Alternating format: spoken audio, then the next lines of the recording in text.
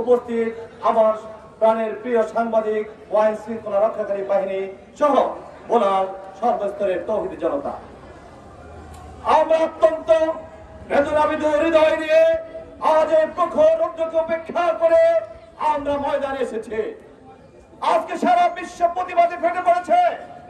সংগ্রামী ভাইরা, আজ 5 শতকেরও বেশি সময় ধরে এই দখলদার ইসরায়েল বাহিনী ফিলিস্তিনি মুসলমানদের উপরে নৃশংস বর্বরতা চালিয়ে যাচ্ছে। আজ